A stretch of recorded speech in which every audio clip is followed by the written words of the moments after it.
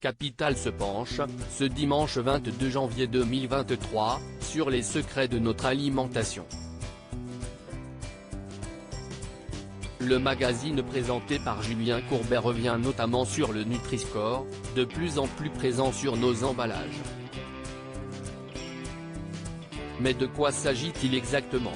Entre les scandales de l'agroalimentaire, les rappels de produits qui se multiplient ces derniers mois et les labels qui vous garantissent de bons produits, vous ne savez plus où donner de la tête lorsque vous faites vos courses au supermarché ?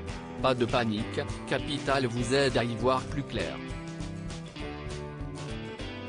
Ce dimanche 22 janvier, le magazine présenté par Julien Courbet consacre une grande enquête à notre alimentation. L'émission se penchera notamment sur le Nutri-Score, un indicateur de la qualité nutritionnelle des produits présents sur l'emballage et représenté par un code couleur. Mais que signifie-t-il concrètement ? Dans l'extrait que Télé Loisirs vous dévoile en exclusivité, vous découvrirez que les critères ne sont pas si simples.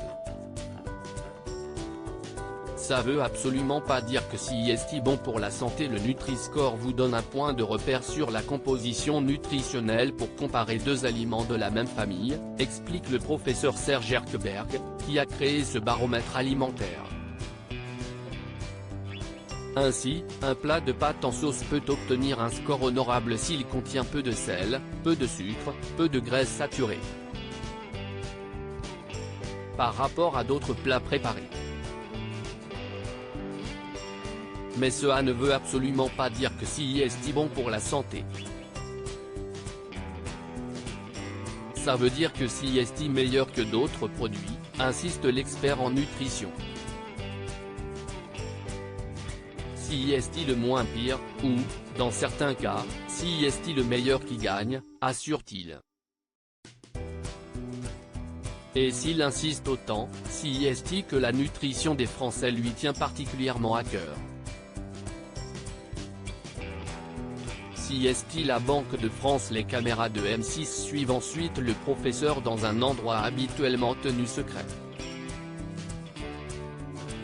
Après avoir passé plusieurs dispositifs de sécurité, Serge Erkberg dévoile un lot d'échantillons de prélèvements, sanguins et urinaires, de 20 000 Français depuis 20 ans.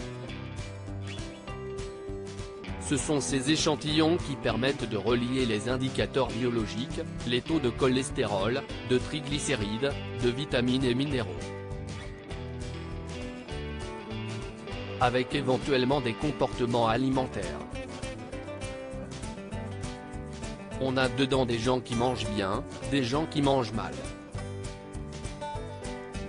Il y a une grande variabilité et si est ça qui est intéressant, conclut-il. À lire aussi Capital, c'est plus rentable.